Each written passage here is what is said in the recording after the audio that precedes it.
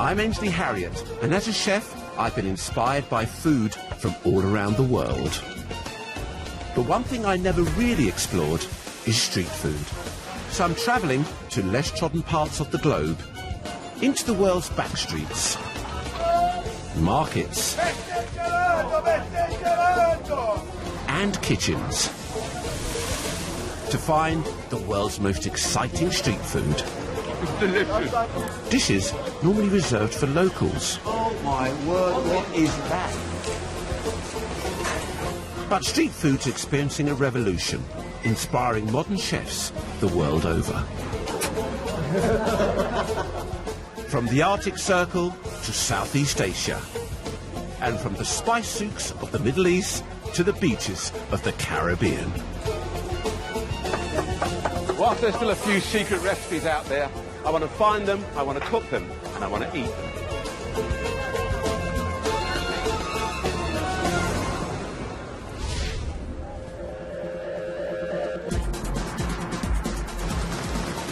A 100 miles off the coast of China, and it's monsoon season on the Tropic of Cancer. But if you're looking for great food, that's not going to be a problem. This is Taipei, the capital city of Taiwan. People say that the best street food in the world can be found right here. And for food lovers, it couldn't be better placed. An hour down the road, you've got Hong Kong and China. In another direction, Korea, and of course, Japan. There's a fusion of culture here, and that usually means exciting street food. Smell that, isn't that gorgeous? Taipei has street food on every corner. Oh, the smell of that, man, the smell of that. Dumplings from China. Now I know why they're queuing. And Korean-inspired barbecue. Taipei, I love your street food, I love it. Taipei is unexpected and surprising. It can be grand and imposing, calm and beautiful, and noisy and opinionated. Does Taiwan have its own identity, though? That's what I want to discover. I've heard that the best places to find really authentic food are in the areas around the temples and markets. Just on my way to the Matsu Temple, and they serve some amazing food around there. Apparently they've got some great street food, and apparently it's as busy as the trains.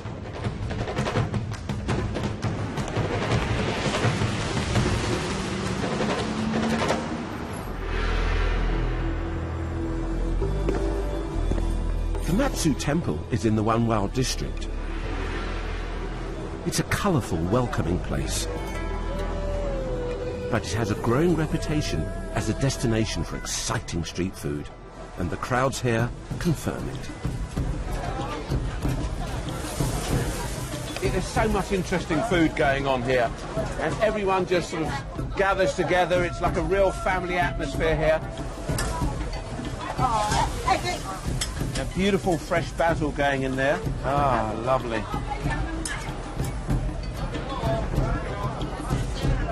Yeah, look at this. Cooking the fish.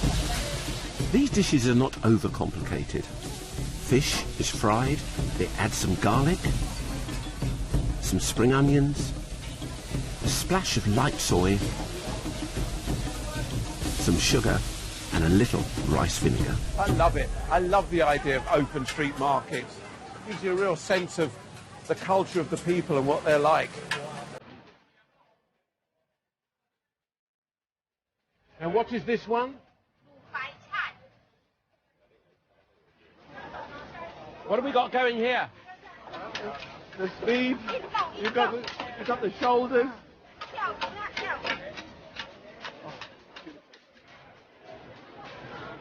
And what is this, squid? Reminds me of Jenny Deals.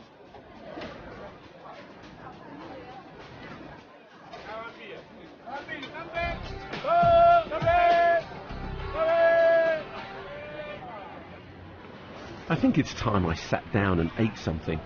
It's my first morning here, and all I've done up to now is pick at other people's lunch.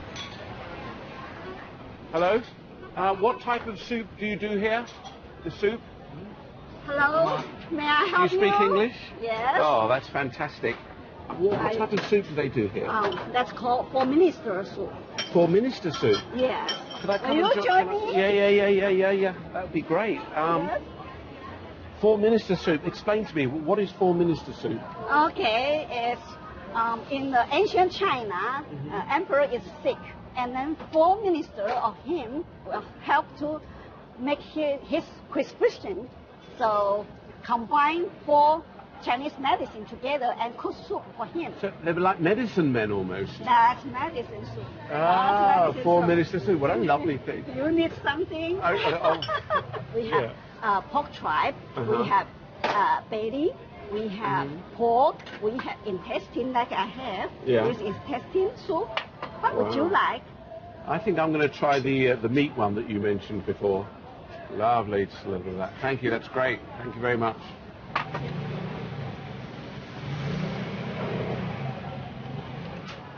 Oh, that's lovely broth. That's beautiful. And they also add rice wine in the end. Just a little bit of rice wine. Yes. Where did this originate from? You're talking about 2,000 years. What country? Yeah. All of the medicine ingredients comes from China. And Taiwanese is part of China, immigrants. We are immigrants. You're immigrants? Yeah, I see. we are immigrants. What makes Taiwanese food different to Chinese food? Is it a difference? Yeah, much difference. We added our unique flavor. Okay. For example, we make our rice wine here. We have our own rice wine. And they will add a different touch, different herb in the wine. Okay, so there's different flavor. Basil is very unique herb in Taiwan, for Taiwanese cooking. Has it got a bit of a licorice and a seedy taste to it? Yes, and more pronounced. Okay. Flavor is Stronger. quite stronger. Yeah. Yes. If I wanted to try a classic Taiwanese dish or a dish from Taipei that really says this is the signature dish, what would you say it is? Oh, okay. I will suggest 3-cup chicken. 3-cup chicken? Yeah, 3-cup chicken. Wow. And 3-cup chicken means 1 cup of rice wine, 1 cup of soy sauce, 1 cup of sesame oil. In the end, you just toss in basil. Sounds delicious. That is so nice. I arranged to meet Ivy that night at her local pub to cook 3-cup chicken. Ivy gave me the address of a local market where I can buy Taiwanese basil. It's a key ingredient. But on the way, I come across a large street protest. There's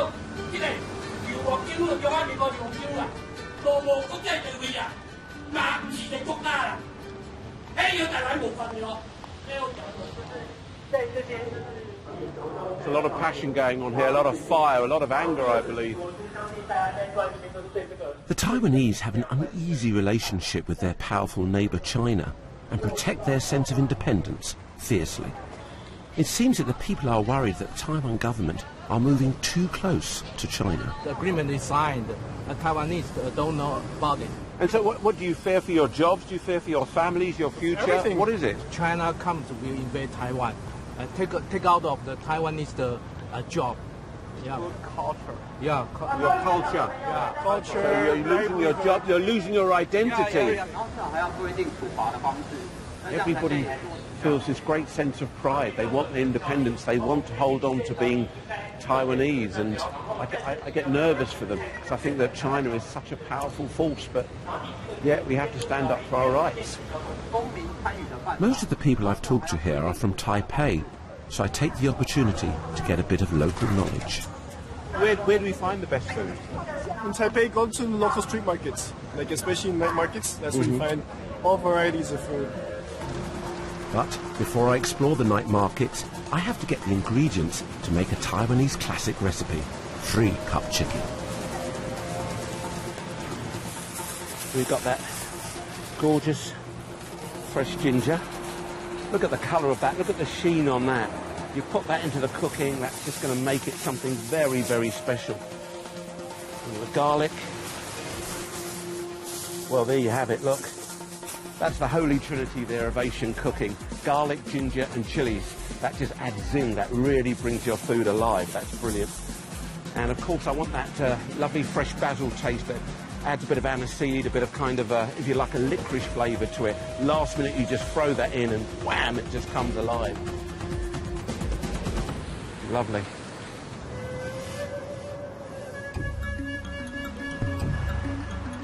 At night, Taiwan takes on a new identity. It's in the tropics, and in the summer it gets incredibly hot here. So the night is when people go out to the markets and come to the pubs like this to meet up and, of course, eat.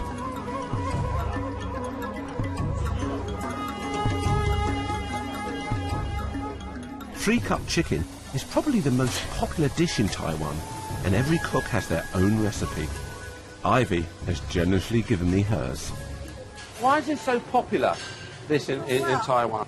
It's very aromatic and it's rich. How about that? Nice pieces there. Yes. Beautiful. And this is the dark sesame. Yeah. Well, correct. it's quite a really nutty flavour, though, Very isn't nutty, very nutty and quite strong. Yeah. And very rich. I start with that nutty flavoured sesame oil.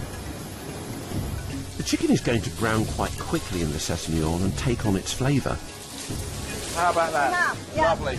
Enough. Keep turning so the chicken cooks evenly. Thickly cut ginger and garlic to give a rustic texture to this dish. Okay, and some garlic. Yes, caramelized. Ah, caramelised garlic.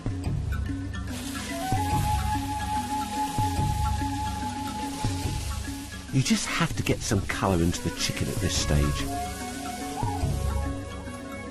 Lovely. So this is the famous rice wine. Yeah, that's rice wine. 34% up. That's why it's so flavy. 3 tablespoons of that. Now for the big flavours. Firstly, some dark soy. Enough. 3 tablespoons of that, yeah? No, just a little bit of water, just Yes. a splash of water. Yes. I'll just put a little bit of sugar, just a touch Yeah. of sugar in there. Yeah, touch of. The sugar will help it glaze up. Keep the heat up so the chicken cooks in those delicious flavours. Then put on the lid. The chicken stock has to reduce until all the sauce has become thick and sticky. I'm looking forward. You're I'm looking forward. I get the thumbs up. Yes, yes, cannot wait. All right. Finally, add the chilli for heat and that local basil and let all those flavours come together.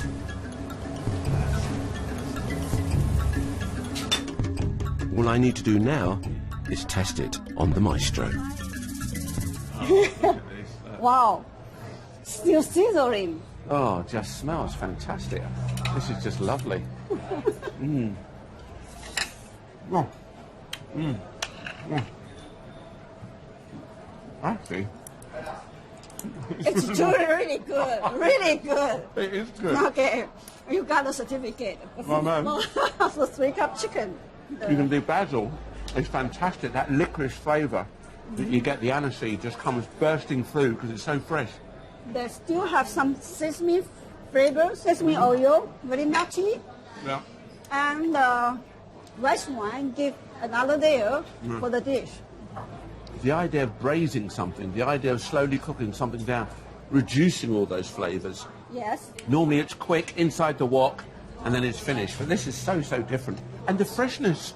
Basil, chilli, last minute you throw it in, and it just comes alive in the pan.